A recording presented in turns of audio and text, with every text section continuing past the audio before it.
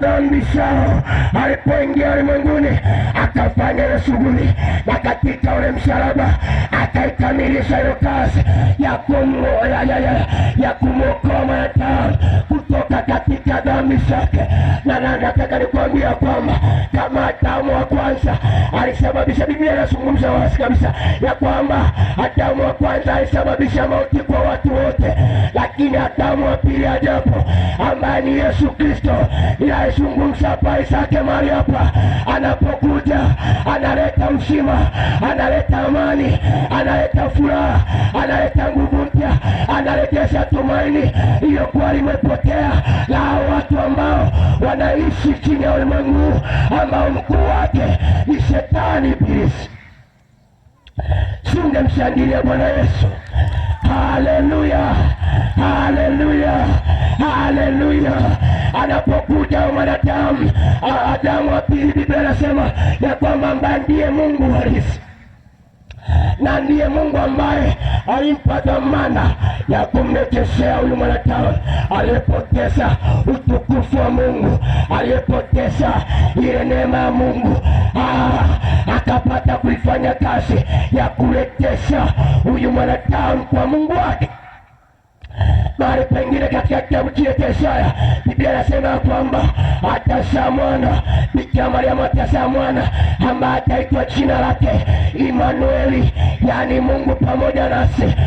Nimekusomea katika kitabu cha Isaya 59:1-2 ya kwamba dhambi zilimfanya mwanadamu awe adui na Mungu, afarakane na Mungu, lakini anapokuja Yesu Kristo anakuja na ajenda ya kurejesha mahusiano yaliyopotea kwa Mungu wake.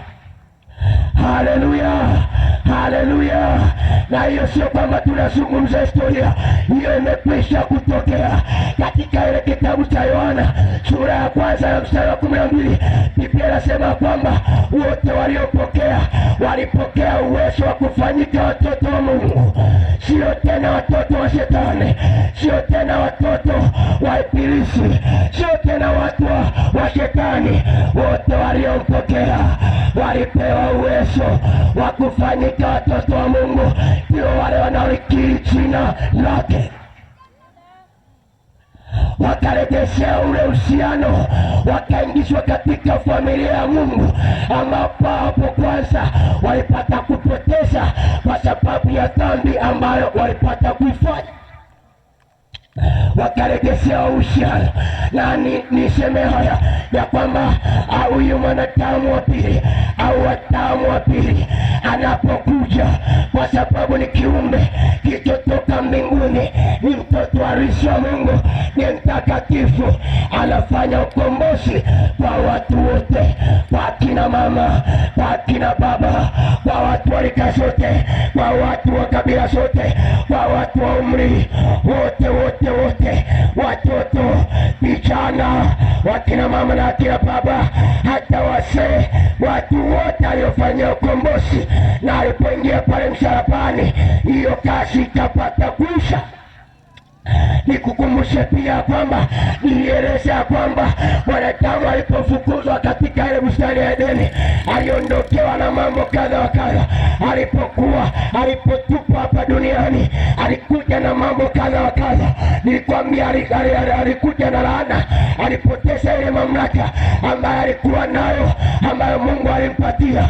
Lakini kitu kingine ni kwamba alishalenda ule utawala, akakabidhi zile funguo za mamlaka na utawala. Lakini kitu cha tatu nikakwambia ya kwamba neema na mabaya alikuja akiwa duniani hapa. Alipokuja walipotoka duniani, walikuja wakichua neema na mabaya. Lakini kitu cha tatu, waliondokewa na utukufu wa Mungu kwa sababu ya kitu kimoja tu, walifanya dhambi kisheria na kiwalali, wakawa watu wa Shetani. Lakini katika ule mstari wa Yohana, waraka wa kwanza Yohana ile sura yake ya 3 na mstari wa 8b, Biblia inazungumza maneno mazuri pale ya kwamba kwa kusudi hili Mwana wa Mungu alidhihirishwa ili apate kusharibu kazi za Shetani. Yesu Kristo anapodhihirishwa anasharibu kazi za Shetani. Kazi za Shetani zipi? Ni kwamba anamleteshea huyu mwanadamu tukufu wa Mungu analia. Paulo katika ile Warumi sura yake ya 7 na mstari wa 15 inasema wazi kabisa pale ya kwamba kila alichokuwa anakitamani hakukitimiza, lakini kila ambacho akipendi anajikuta mwisho wa siku amekitenda. Anamalizia pale katika 28 pale, kiendelea kusoma mstari wa mwisho kabisa pale, anasema ni nani atakayeniokoa na janga hili mimi mwanadamu, ambaye mimi ni katika mwili, ni katika namna ya udhaifu. Sasa ni nani atakayeniokoa? Mstari wa Warumi sura ya 8 anatoa jibu katika, ukisoma katika kitabu cha Warumi sura ya 8 na mstari wake wa 3 mpaka wa 5, anasema kwamba yale ambayo hayakuwezekana kwa sheria, kwa vile ilivyokuwa dhaifu sana, Mungu kwa kumtuma mwanawe pekee Yesu Kristo kwa jinsi ya mwili, katika namna ya mwili alihukumu dhambi katika mwili. Alafu sasa ili maagizo yale ambayo aliagiza Mungu katika rohoni, sasa ili apate kukaa rohoni, yakahamishwa yakatoka mwilini yakaenda rohoni moja kwa moja.